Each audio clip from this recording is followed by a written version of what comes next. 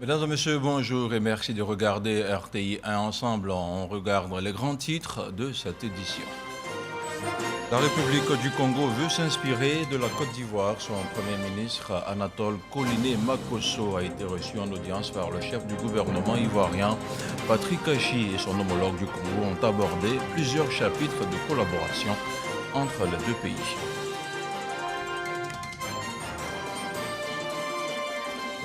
Environ 200 enfants ont été retirés des rues du district d'Abidjan dans la nuit de jeudi à vendredi. Une initiative à mettre à l'actif du ministère de la Femme, de la Famille et de l'Enfant qui a lancé l'opération Zéro enfant dans la rue. Des enfants en difficulté qui seront accompagnés sur divers plans selon le gouvernement. Et puis au Canada, le pape François a renouvelé avec honte et clarté sa demande de pardon pour le mal commis par de nombreux chrétiens contre les peuples autochtones. Le souverain pontife s'est exprimé lors d'un rassemblement organisé le 25 juillet dernier dans le cimetière de l'ancien pensionnat de Mascassis. C'était en présence d'anciens élèves et de représentants de toutes les communautés autochtones du Canada. Merci de regarder RTI 1. Le directeur général d'AXA, l'un des leaders mondiaux de l'assurance, s'intéresse à la Côte d'Ivoire. Il entrevoit également d'investir dans notre pays, notamment dans le domaine de la santé. Thomas Bourberle a été reçu vendredi par le Premier ministre. Patrick Achi a aussi accordé une audience à son homologue de la République du Congo avec Anatole Koliné Makosso. Les échanges ont porté sur le renforcement de la coopération entre Yamoussoukro et Brazzaville. On en parle avec Alexis Ouedraogo. C'est l'une des retombées de la récente mission du Premier ministre au Forum économique mondial de Davos en Suisse. La visite en Côte d'Ivoire du patron du groupe AXA, spécialisé dans l'assurance. Le pays est en grand développement, notamment sur une partie qui nous concerne beaucoup, la santé, et on veut vraiment discuter ensemble qu'est-ce qu'on peut faire ensemble pour développer la santé en Côte d'Ivoire. Depuis sa création en 1985, le groupe s'est imposé comme une référence mondiale présente dans 64 pays avec près de 107 millions de clients. On a certainement un grand focus sur la santé en Afrique en général. On a commencé ça à l'époque en Égypte, en Nigeria aussi, avec un système qui dépasse l'assurance parce qu'on a créé des cliniques pour vraiment soigner les patients complètement. Et ça a beaucoup plu aux patients et en plus, on aide les pays de construire une partie de l'infrastructure médicale. Autre audience, un peu plus tard en journée, c'est accordée à Anatole Koliné Makosso, Premier ministre congolais. Invité à assister à l'inauguration de l'Agropole Nord mercredi dernier à Sinématiali, le chef du gouvernement congolais veut s'inspirer de l'expérience ivoirienne pour optimiser la réussite de ses projets agricoles et ainsi assurer la sécurité alimentaire ainsi que la transformation des productions congolaises. Au moment où notre pays engage une transition économique qui consiste à partir du tout pétrole à une économie diversifiée, la Côte d'Ivoire nous semble être l'exemple même à suivre pour réussir cette transition économique. J'ai été frappé par l'initiative ivoirienne de l'Organisation des États généraux avec l'accompagnement de l'UNESCO. Et nous avions lancé aussi ce chantier. J'avais besoin quand même que nous puissions échanger sur la manière dont cette initiative a été conduite. Le Congo entend ainsi réduire sa dépendance aux importations de denrées alimentaires et accroître les exportations de production agricole. Autre chose à présent, l'administration douanière et ses partenaires veulent introduire un mécanisme de décision anticipée dans le processus de dédouanement des marchandises à nos frontières, une initiative de la coopération allemande, une procédure qui se veut transparente et qui va garantir la célérité des opérations commerciales dans les différents postes de douane. Plus de détails avec Lanciné Bakayoko. Avec le mécanisme de décision anticipée, les opérateurs économiques pourront dorénavant avoir la position tarifaire et l'origine de n'importe quelle marchandise par anticipation.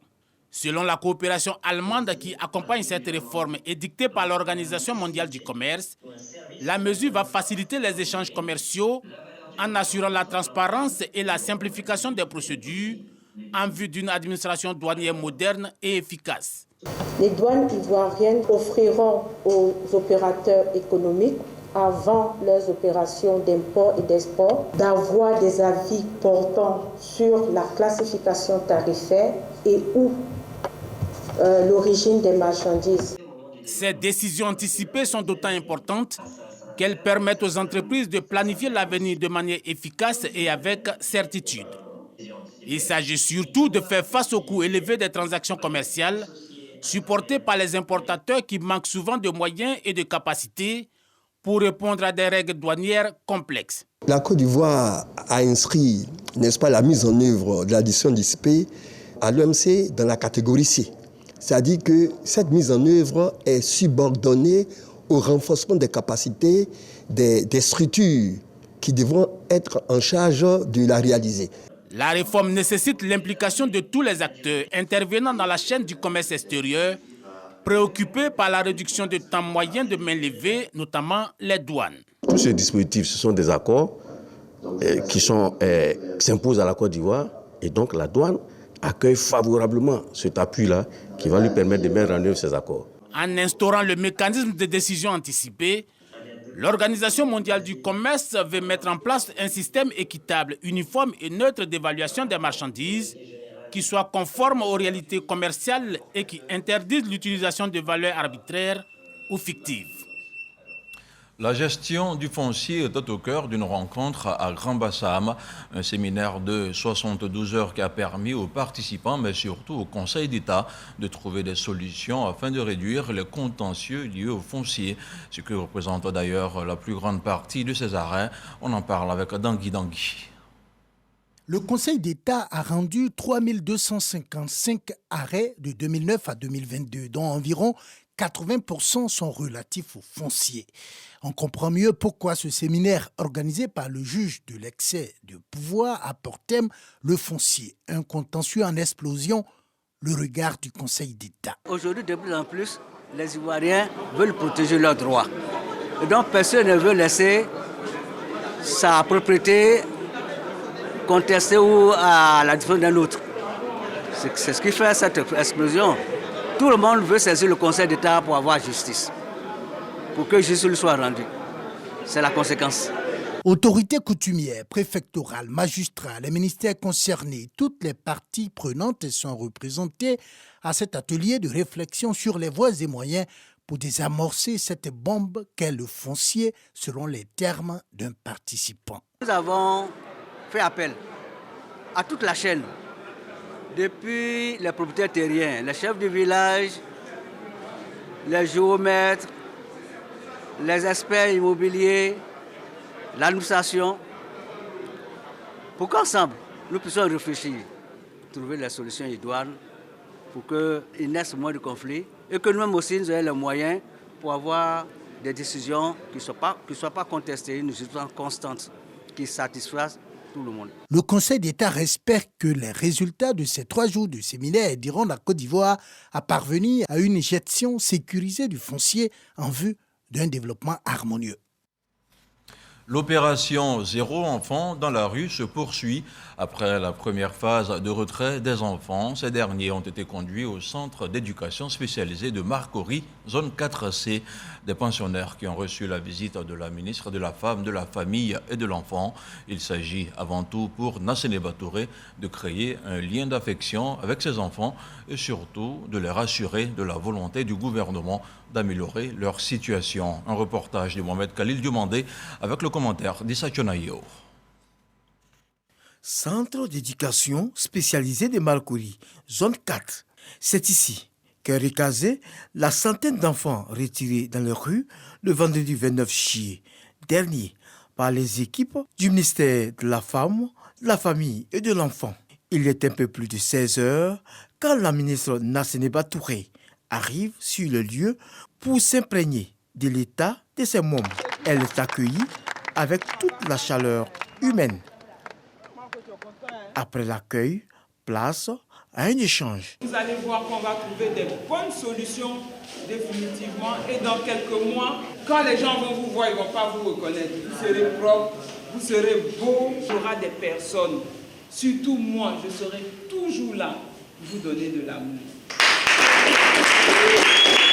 À l'issue des discussions, la ministre s'invite aux séances d'identification et d'écoute. Cet exercice mené par les maîtres d'éducation spécialisés vise à répertorier les informations les plus substantielles sur chaque enfant. Dans l'objectif de pouvoir vraiment les suivre à la trace dans leurs différents quotidiens, savoir qui ils fréquentent, quelles sont les activités qu'ils mènent et surtout à quoi est-ce qu'ils s'adonnent étant dans cette rue-là, afin de pouvoir vraiment les sortir de là, les mettre en sécurité et leur permettre de pouvoir être l'avenir de demain. Jonas Boabré avait établi domicile dans la rue depuis une dizaine d'années. Il affiche sa satisfaction d'avoir pu rejoindre ce centre d'accueil. Je suis content d'être ici. Ici, tu peux jouer comme tu veux. Ici, là, il y a tout. Il y a la nourriture, tu peux manger. Tu peux te laver chaque jour. Ils ont payé les habits pour nous, ils ont payé les laquais pour nous, ils ont payé les éponges. Donc, il leur dit merci. Le phénomène des enfants de la rue occupe une place de choix dans la politique du gouvernement ivoirien. La première des choses qui est prévue pour ces enfants, c'est de leur donner de l'amour. C'est de trouver des solutions pour leur prise en charge psychologique, psychiatrique et physique. Donc, ce qui a été fait pour la centaine d'enfants que nous avons recueillis, la prise en charge psychologique continue. Les 37% des enfants de la rue sont de la sous-région. Nous travaillons en étroite collaboration avec les chancelleries de nos pays frères qui sont là et la majorité de ces enfants sont encadrés dans nos centres socio-éducatifs et retournés dans de meilleures conditions vers leur pays pour retrouver leur famille. Le projet Zéro enfant dans les rues poursuit son cours. Il demeure un perpétuel combat pour Nasseneba Touré et son équipe. La ministre continuera d'investir les différentes communes de la capitale économique ivoirienne à l'effet d'extraire le maximum d'enfants de ces zones à risque. N'est-ce pas que les enfants sont l'avenir du monde, surtout quand ils sont bien éduqués? Et justement, le ministre de la Communication et de l'économie numérique était le parrain d'une journée d'excellence à Grand-Bassam. Au nombre de 21, les meilleurs élèves de la station balnéaire ont été récompensés pour leurs résultats scolaires obtenus lors des examens de fin d'année et parmi eux, le meilleur bachelier de toute la Côte d'Ivoire. On retrouve encore une fois Mohamed Khalid Dumandé avec Sephora Zegui. L'excellence célébrée sous toutes ses formes dans l'enceinte du centre culturel Jean-Baptiste Moquet de Grand-Bassam. Les élèves ayant réalisé les meilleures performances aux examens à grand tirage sont primés. Ce sont au total 21 lauréats, dont 3 au CEPE, 3 au BEPC et 15 au baccalauréat. Pour la session 2022, le meilleur bachelier de toute la Côte d'Ivoire provient du lycée d'excellence Alassane Ouattara. Il s'est hissé avec 348 points sur 400, un ordinateur portable et la somme d'1 million de francs CFA pour récompenser ses efforts. C'est vraiment un immense plaisir pour moi d'occuper ce rang au plan national et je suis vraiment fier de mon travail. Je compte redoubler d'efforts et ne pas baisser les bras, continuer dans cet élan pour pouvoir encore faire la fierté de tous ceux qui m'entourent. Le conseil municipal de Grand-Bassam, à travers cette journée du mérite initiée en 2019, place la promotion humaine et l'excellence au cœur de son programme de gouvernance. Une initiative en étroite corrélation avec les valeurs de rigueur et de méritocratie prônées par le chef de l'État, Alassane Ouattara. L'essence même du prix d'excellence, c'est la valeur du travail bien fait et du mérite que nous nous efforçons d'encourager. Ceci pour soutenir les efforts déjà consentis par le gouvernement et par le président de la République, son Excellence Alassane Ouattara. Coopté pour parrainer cette 4e édition de l'excellence, le ministre de la Communication et de l'économie numérique, Amadou Koulibaly, par l'entremise de son représentant, traduit toute sa fierté. Il salue surtout le sens du devoir des parents d'élèves et des enseignants. À vous tous, je salue la contribution à la promotion de l'excellence nécessaire à la construction, certes de la commune de Grand-Bassam, mais la construction de notre nation. Les autorités municipales entendent renforcer leurs actions pour perpétuer l'excellence dans la cité balnéaire. Cette année, les activités de la Semaine nationale du civisme, la campagne de sensibilisation au civisme routier et la Semaine nationale de la propreté se tiendront conjointement. L'annonce a été faite vendredi par le ministère de la Promotion, de la Jeunesse, de l'Insertion professionnelle et du Service civique. Objectif, inculquer aux populations les valeurs civiques et citoyennes. Serge Pacom Didi, Issa Jonayo. Le 7 août prochain, la Côte d'Ivoire célèbre ses 62 ans de l'indépendance. En prélude, le ministère de la Promotion de la Jeunesse, de l'Insertion professionnelle et du Service civique organise conjointement la 12e édition de la Semaine nationale du civisme et la 7e édition de la Semaine nationale de la propriété et de la campagne de sensibilisation au civisme routier. Le lundi 1er, il y aura la mise en mission des leaders religieux. Parce que nous voulons des relais de notre action, en tout cas pour parler de civisme, le renforcement des capacités des hommes des médias. Donc les patrons de presse, certains journalistes seront formés pour dire c'est quoi le civisme. Il y aura bien sûr la sensibilisation au civisme routier. Il y a également la rencontre intergénérationnelle des volontaires du service national des jeunes. 500 jeunes qui seront formés aux valeurs civiques, qui auront une formation, je dirais, civilo-militaire, pour faire d'eux, en tout cas des jeunes Ivoiriens, responsables.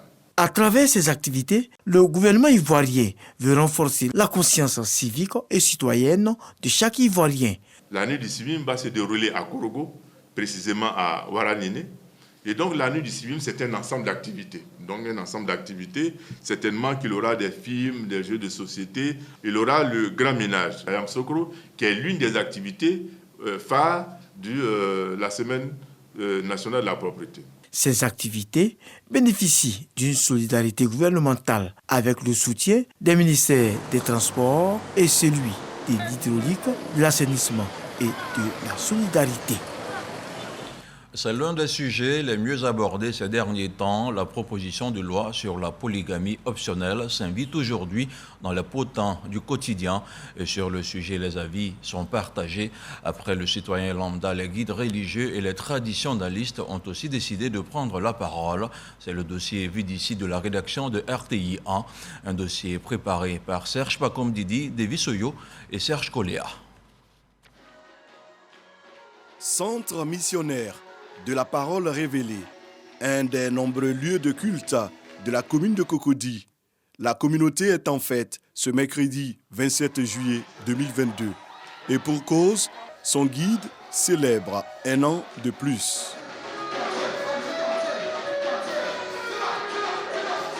Au sein de cette assemblée, on peut remarquer la présence discrète de 4 femmes. Ce sont les épouses du prophète Jean-Pierre Zungrana. Il en a 5, il est donc polygame. Bon, j'ai plusieurs femmes. Parce que je ne vais pas te dire le nombre de femmes que j'ai parce que ce n'est pas sûr que la liste soit encore exhaustive. Je vis avec 5 femmes au moins. Celui qui se fait appeler le messager de l'Alliance explique le sens de sa situation matrimoniale. Une conduite qui lui aurait été dictée par Dieu lui-même. Puisque Dieu m'a demandé de mener cette vie de polygamie à travers laquelle il va me donner des instructions, donc des enseignements. Il m'a d'abord mis dans la condition de la sagesse. Aujourd'hui, c'est devenu une vie paisible, comme si je vivais avec une seule femme ou bien si je vivais seul même. Polygamie optionnelle. La proposition de loi du député Yacouba Sangaré interpelle et questionne les religieux dans toute leur diversité. Dieu nous dit, mariez-vous à une femme, à 2 femmes, à 3, jusqu'à 4. Si vous, maintenant, vous avez les moyens. Ça, c'est tellement important.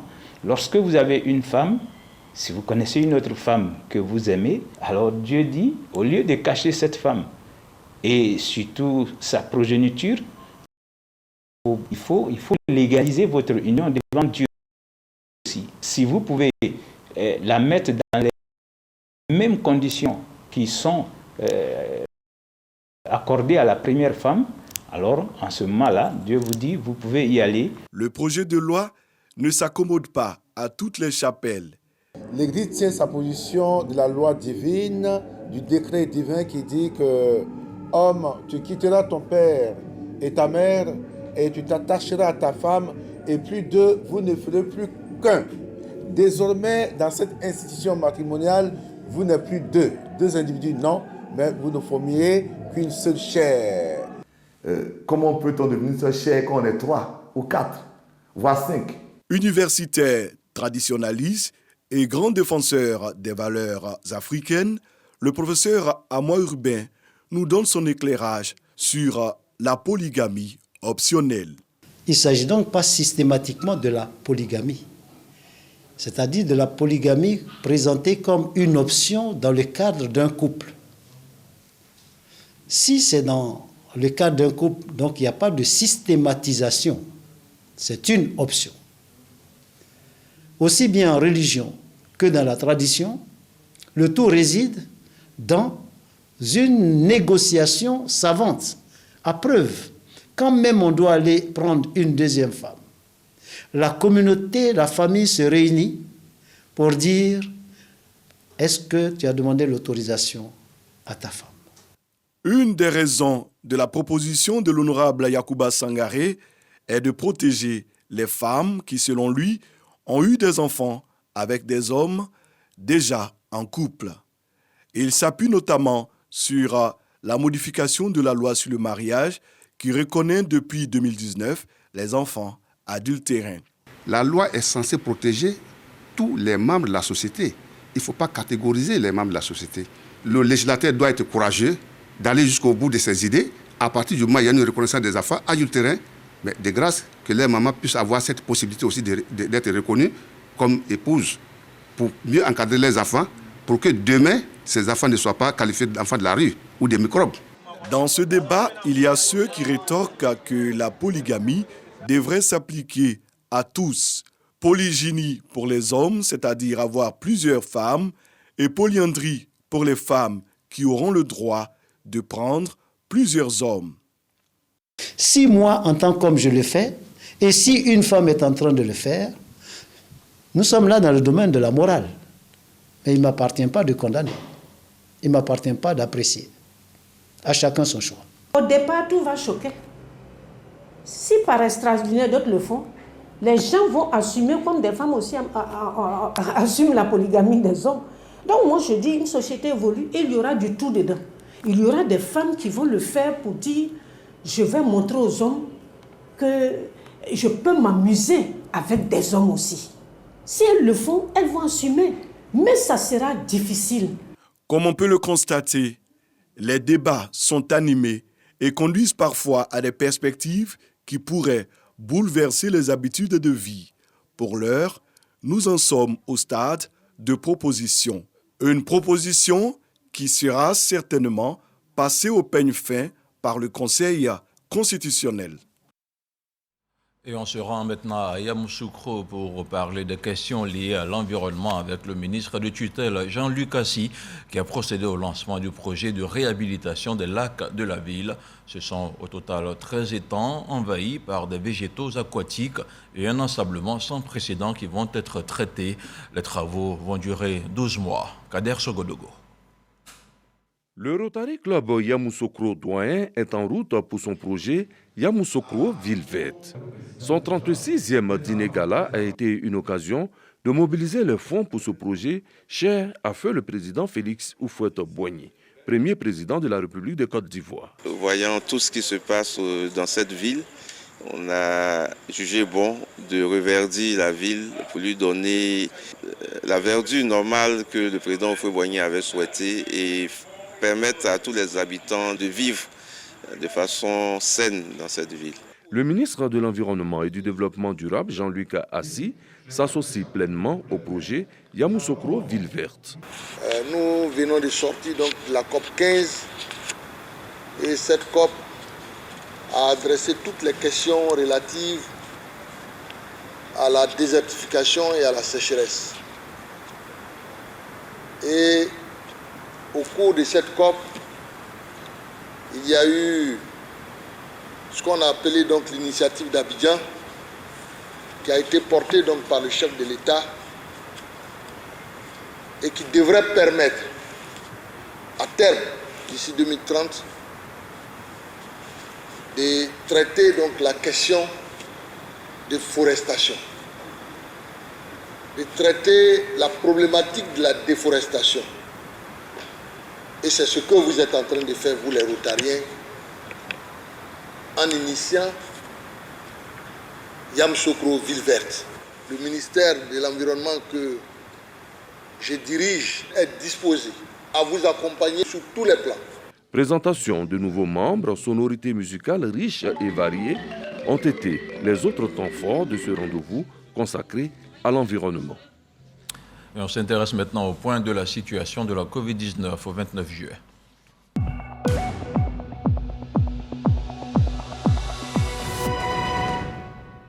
Le ministère de la Santé, de l'Hygiène publique et de la couverture maladie universelle a enregistré vendredi 29 juillet 62 nouveaux cas de Covid-19 sur 1125 échantillons prélevés, soit 5,5% de cas positifs, 39 guéris et 0 décès.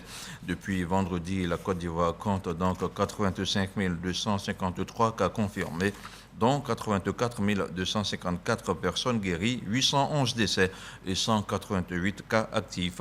Le nombre total d'échantillons est d'1 578 434. Le ministre de la Santé, de l'Hygiène publique et de la couverture maladie universelle invite toutes les personnes de plus de 12 ans à se faire vacciner. Il rappelle que le vaccin contre la Covid-19 est gratuit et volontaire.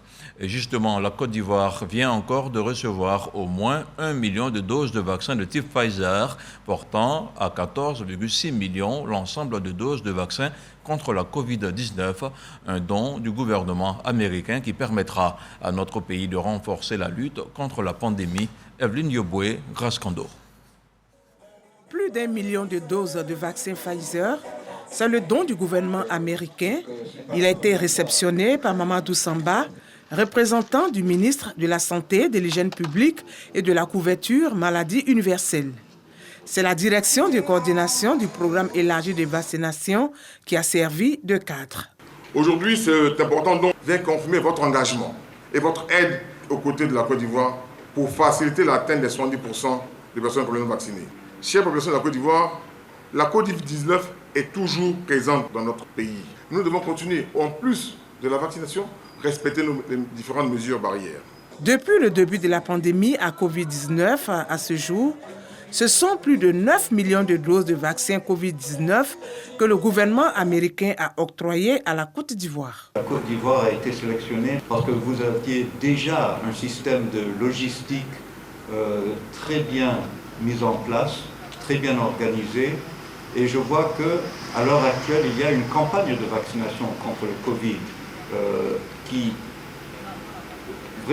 donne des résultats impressionnants. L'autre jour, il y avait 215 000 doses de vaccins administrées en un seul jour. C'était impressionnant. Près de 7 millions de personnes sont entièrement vaccinées en Côte d'Ivoire et 7 autres millions ont reçu au moins une dose. Après l'étape du don, l'ambassadeur des États-Unis en Côte d'Ivoire et le directeur général de la santé ont effectué une visite au centre de stockage du programme élargi de vaccination et au centre de vaccination de l'Institut national d'hygiène publique pour s'imprégner des réalités du terrain. Du sport, du football, le COCAN vient de tenir un séminaire sur la planification de ses activités. La rencontre intervient suite au report de la Coupe d'Afrique des Nations. Il s'agissait pour les parties prenantes de faire l'état des lieux des préparatifs. Elles ont aussi planché sur les défis futurs et fait des recommandations pour une meilleure planification des activités. Moyabi Diabaté, Jean-Sylvain Resso. L'impact du report de la CAN sur la planification des activités du COCAN 2023. C'est le thème autour duquel s'est tenue la deuxième session plénière du comité d'organisation de la CAN 2023. Au terme des travaux, Mme Maleka Mourada Kondé a livré le rapport de synthèse et les différentes recommandations. Prendre les dispositions nécessaires pour signer l'accord cadre avec la CAF dans les meilleurs délais. Signer des conventions pour la gestion des cités CAN et des hôtels. Accélérer le processus de désignation officielle du RTDH. Travailler en étroite collaboration avec la sécurité et le ministère des Transports pour la fluidité et la sécurisation des transports. Lancer au plus tôt les appels d'offres pour la mascotte et valider la date et le lieu de la cérémonie du tirage au sort. Le patron de l'institution a d'abord adressé des mots de félicitations aux membres de son équipe pour le travail abattu, avant d'inciter chacun d'eux à garder le cap pour la réussite totale de cette grande messe du football africain. La mission qui est la nôtre, à l'instar des grands défis historiques, va nous demander beaucoup de travail, beaucoup de courage, beaucoup d'engagement et de sacrifice pour atteindre les résultats. Nous y parviendrons dans l'union, la cohésion et la solidarité avec une fixation sur le résultat final. Travaillons chaque jour un peu plus, repoussons nos limites et restons concentrés sur notre mission. À 18 mois du coup d'envoi, le président Albert François Amicha et ses collaborateurs ont l'ambition d'offrir à l'Afrique la plus belle édition de l'histoire de la CAN de football. Dans l'actualité hors de chez nous au Mali, 4 responsables de l'époque sont sous le coup d'un mandat d'arrêt international. Il s'agit de l'ancien Premier ministre Boubou Cissé, qui était ministre des Finances de 2016 à 2019, de son prédécesseur à ce poste Mamadou Igor Diarra, de Thiéman Hubert Koulibaly, ministre de la Défense de 2015 à 2016, ainsi que de Baba Liba, qui dirigeait à cette époque la BMS, la Banque malienne de solidarité. Des personnalités poursuivies pour faux, usage de faux et atteinte aux biens publics dans une affaire d'achat d'équipements militaires en 2015.